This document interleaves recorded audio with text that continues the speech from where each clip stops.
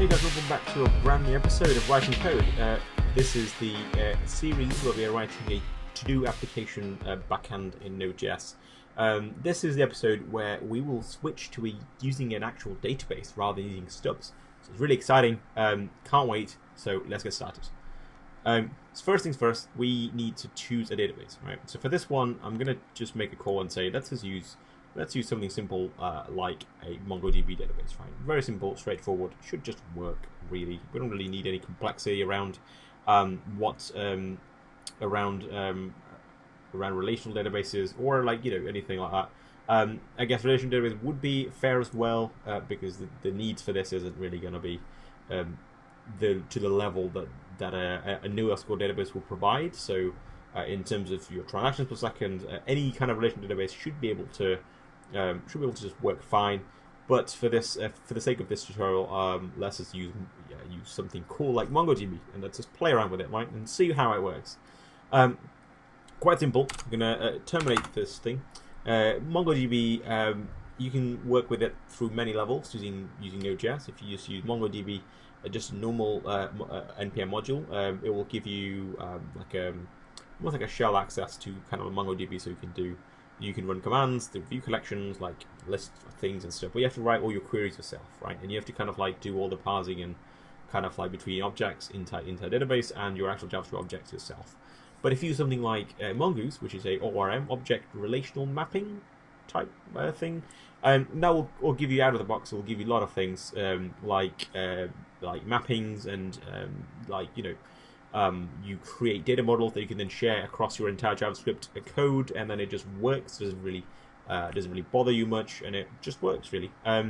But there is a slight performance hit where, if you're only interested in one attribute, Mongoose will insist that it create the whole object, and then give you the object, and then you can deal with that attribute. So it's not as rapid as working with MongoDB at shell level, but of course there's there's pluses and minuses.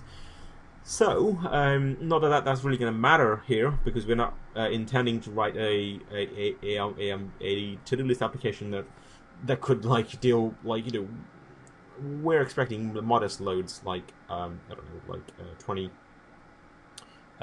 20k a month, maybe hits a month, or I don't know 20k a day, so that's quite a modest requirement, I think. Not really that crazy.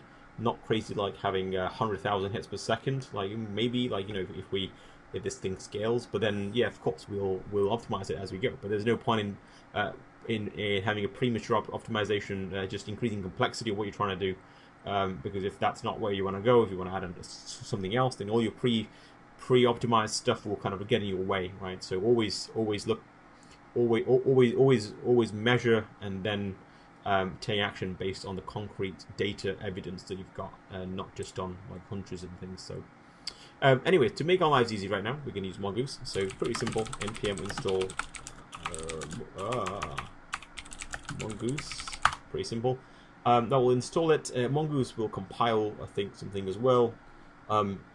So again, this is why you don't check in your node modules folder, because in this case Mongoose will compile it on my Windows machine. You can hear the fans kind of going a bit crazy because they're a bit weird. But anyway, that should work fine. So now that we've got Mongoose installed at version 4.6, wow, they're at version 4.6. This is so cool. Anyway, now that we've got Mongoose installed, we'll go back quickly and just basically integrate it in our app. So in our app, we'll do a constant on Mongoose. We'll say const Mongoose, and then we'll say mongoose.connect, and then I believe this is options, so we can say host, localhost, port,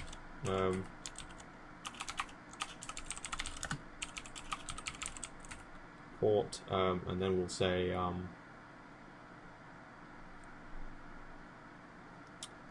pool size, I think, is the next one. So we're not going to worry about that right now.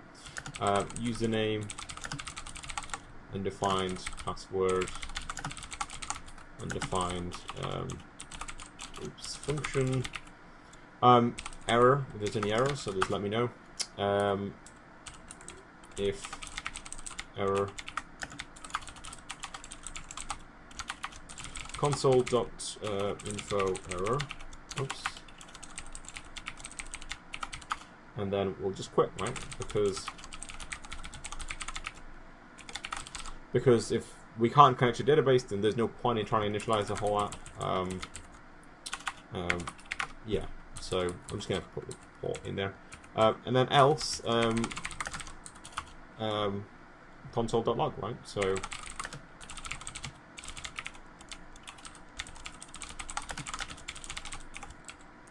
yeah, you connected to MongoDB. Right, perfect. So let's run it, right? What's the worst that can happen if we run it? First of all, let me just load the MongoDB database. So I've opened up a new window here. MongoDB path data, and that should load the MongoDB. Perfect. And then let's run the application. So let's do npm start, and that should. Okay. I was expecting a URI.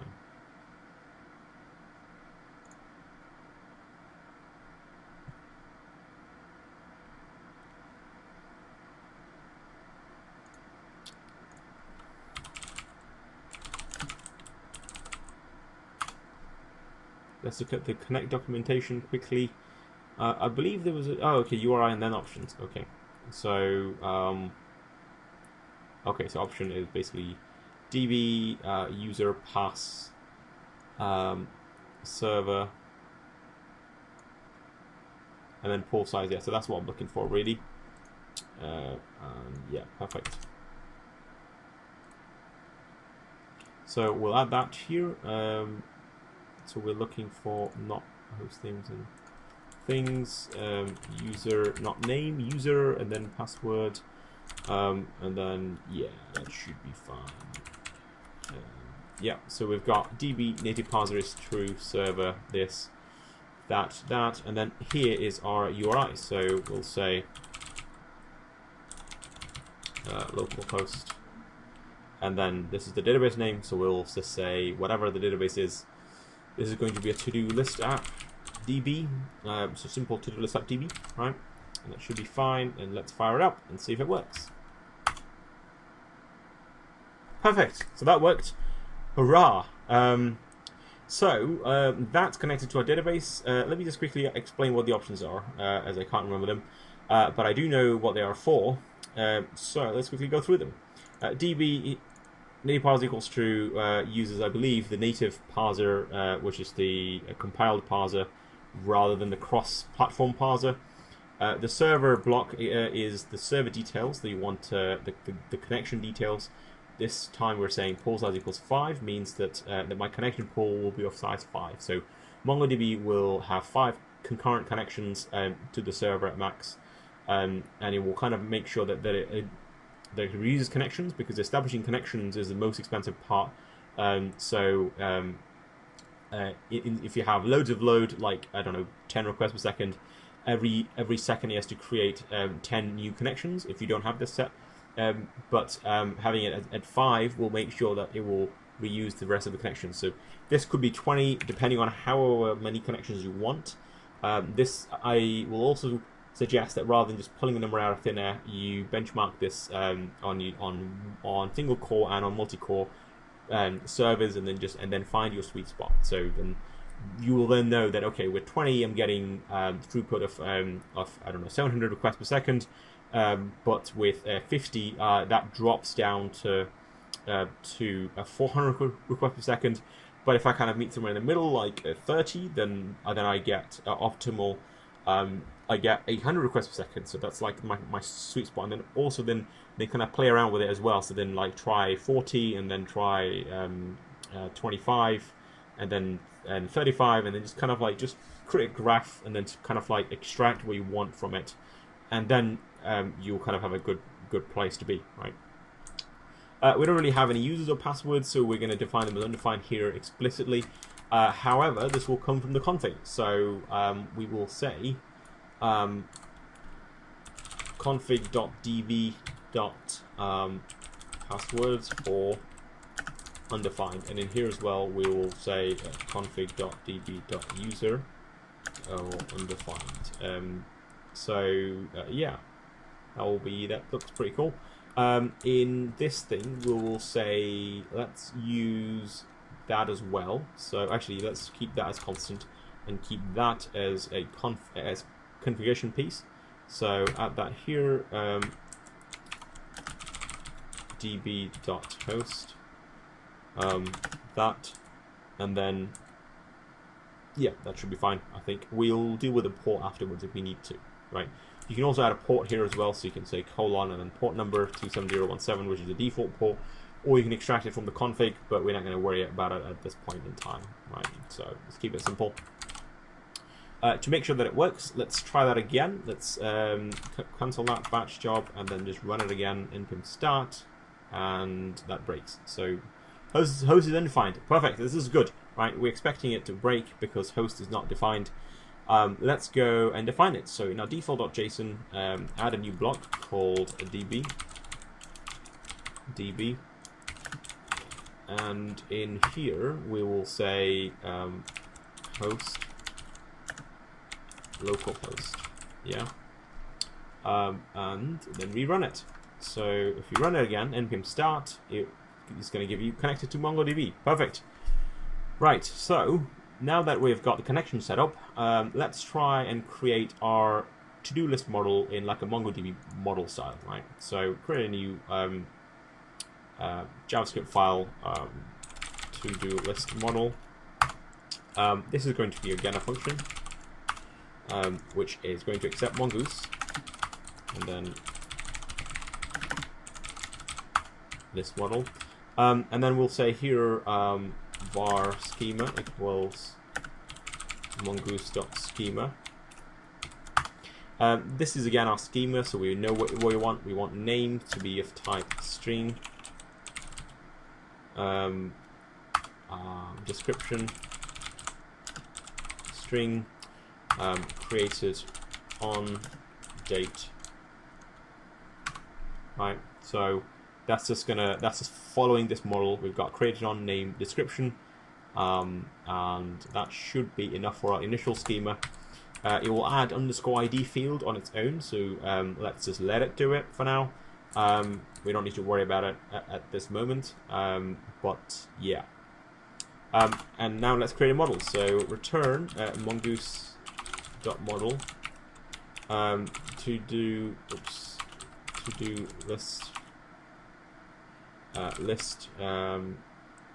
to-do list schema to-do list. I like to explicitly specify what the collection name should be, so that's the actual collection name, and that's the collection reference, I believe. So you're passing the schema, and you're just kind of explicitly telling it what it should be exactly called. It will call it as to-do lists.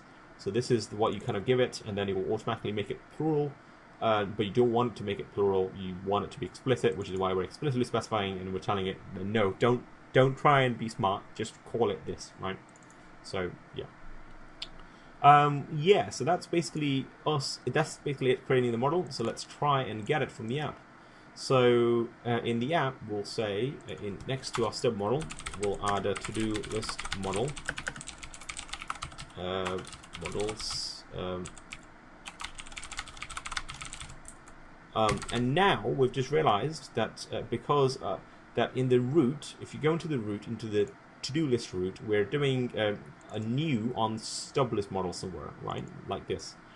We won't need to do that with our new model, right? Because a new model is basically going to use by service to talk to the actual MongoDB and do all that kind of like all that magic shizzle. So we won't need that here. So we're not gonna. So we won't need to pass it down to our root, but we will need to pass it down to our service. So alongside hat, we'll pass that in. So to-do list model, and that will make our service aware of the model. So let's change the service so that it is aware of the model. To-do list model, and in here, let's just change our code so that it actually saves it to the database. So remove all that code. We don't need it, right? So, but instead we will say we'll accept 2 arguments. We'll change. I know there's a lot of change going on, but just bear with me. We're going to change this to-do list in the save to-do list to be name and description. So name, description, and then change all this code to say to-do list var new to-do list equals new to-do list model, and then we'll say new to-do list dot name equals name, and new to-do list dot description, right? And yeah, let's quickly change something in the entire to-do list model. So this is going to be type date default.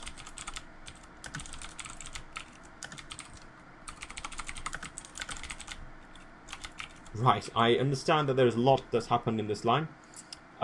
Basically, we're now saying that that the created on is of type date, and the default value for this is going to be a function. So to get the default value, just call my function and with no argument, and I'll return you a new date. Right, so this is key.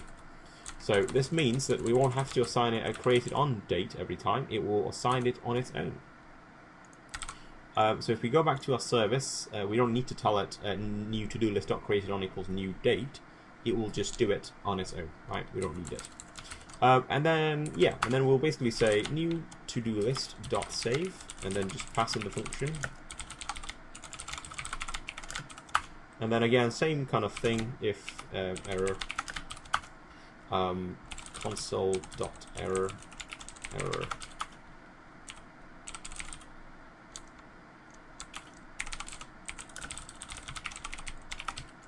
And then in here we'll say,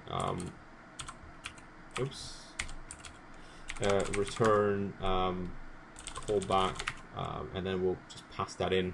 So we'll say undefined as the error, and then save to-do list.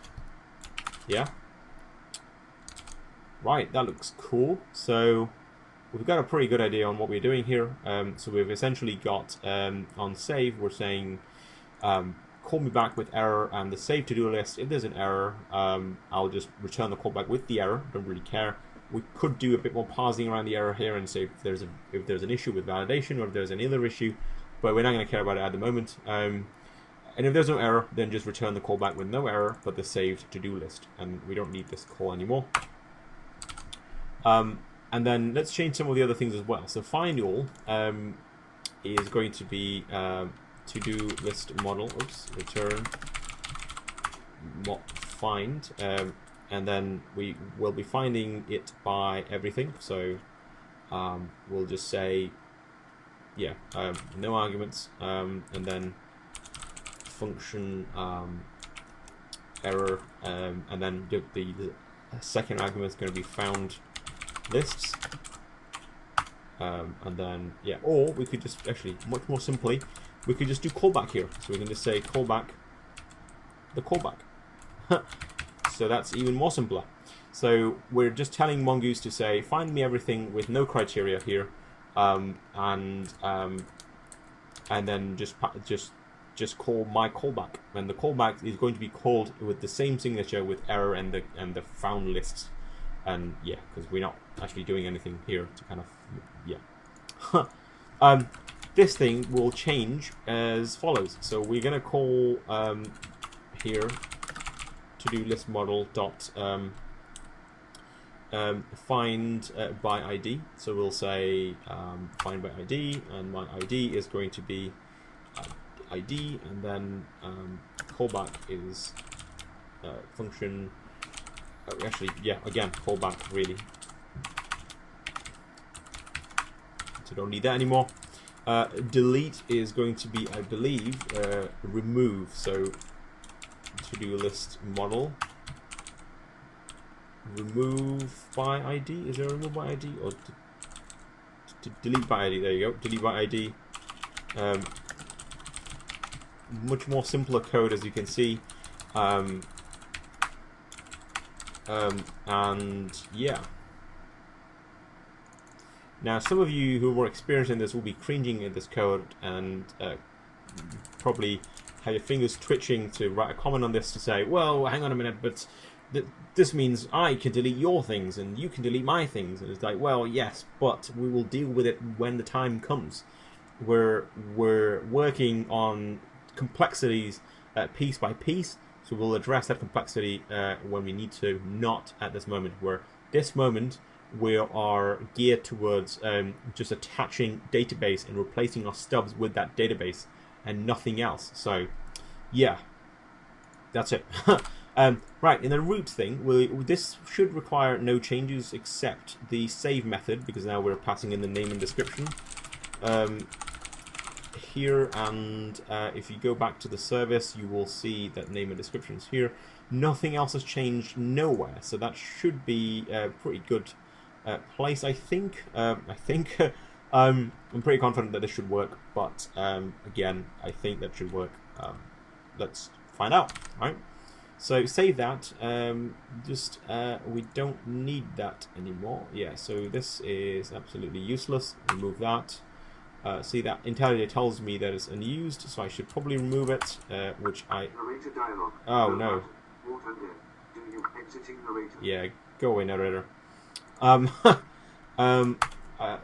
unused parameter. Actually, let me just delete it myself, and I'll fix it in the app.js as well. So app.js is, we're going to remove that. We don't need hat either, so we will uninstall that soon. And yeah, so let's uninstall hat quickly before we forget. So npm uninstall hat minus save, and done. Right, so it says minus, which means it's removed. Yeah, so let's do npm start and hope for the best. So problem, good. Cannot find module hat because we forgot to remove it from here. Let's go back and then run it again. Perfect, excellent. Right, so that's worked. Really exciting. So let's try it out and see if it works. So let's try and post a list, right? So this is our list item. Let's try it. And it said, cannot read property schema of undefined. Interesting. Is that because we're not executing it? Yes, we're not executing it. So we forgot to pass Mongoose inside the to-do list model because it doesn't really know what it is. And we didn't actually execute it. We just passed it down as it was. So yeah, can kind of understand why that failed. And we're really surprised if that would have worked actually. So yeah, interesting. So let's try that again. So in our post method, let's try that. And now we've got, yay! So that's worked. Now, the reason why I know that that's exactly worked with MongoDB is because there's a underscore version field here, which is by default 0. And we've got an ID field here that's created by MongoDB. So really exciting. Let's create another one called, I don't know, shopping. Spending money on things that I don't need. Using the money that I don't have. Hopefully will try and make me spend less on my shopping. Perfect, so that's created as well. If we now do a get on that, we should get both of the items, which we do. Amazing. So we've got the BBB one and we've got the spending one. Now let's try and delete that. So let's copy this ID here. Actually, let's first get it by the ID specifically. So try and get that, and amazing, that's what works. And then let's try and delete it. So let's try and paste it here and then say, okay, so please delete this thing. And then, that's, okay, delete by ID is not a function. I thought it was remove by ID. So let's quickly look that up, right? So Mongoose remove by ID. And yeah, there is a method, see? That is Mongoose.js, I think. That didn't look like a very... Yeah, actually, you know what? That's probably... Let's do it a bit more properly this time. So we delete, actually, let's find it by ID, and then remove it. So return to-do list model.find by ID, and then found to-do list, and then if error... return callback and then let's call it. So found remove, return callback error. Right, so you don't need that anymore. So what we're doing here, we're just basically changing the strategy a little bit. There is I'm pretty sure there's a remove by ID function, but I think this is a much more explicit approach. Where for delete, we're then saying that give me the item, so find it by ID first. So we're actually found it here by ID, we're passing in the ID, and then we're saying, okay, when you find it, let me know. And it will let you know with an error if there's an error, or it will just it will give you the ID, where it will give you the actual object. And then when you get the object, we'll then say, okay, so just remove it, right? And then call me back again with an error if you have one, and hopefully we'll have no error, right? So that kind of, it's a two-phase process. It's pretty cool. Let's try that. So hopefully now, if we stop our server, so if we stop it and then start it again, it should remember all of the lists, because it's stored in a database, right? So if I do a list on that again, yeah, it's there. So cool. And then let's try and delete it, right? So let's try and delete that, and then hopefully this time 204. So cool, right? So now we've got 204. We've actually managed to delete it. Really, really cool. Yeah. So yeah, that's cool. Right. So we've got a very, very cool service working here with a model. Pretty simple, to be honest, but the complexities don't really end here. We're going to be doing a lot more complex stuff next time, and that's going to be dealing with the populate function of Mongoose, and then trying to deal with how you can use aggregate objects with kind of like child objects, and kind of like, you know, because the list has a couple of items in it, and then kind of like how do we manage that, how do we look things up like that, and how do we kind of make sure that people can mark things as completed, and like, you know, all that stuff is like a standard to-do list. So absolutely can't wait for the next episode. I'll see you guys in the next one. Peace.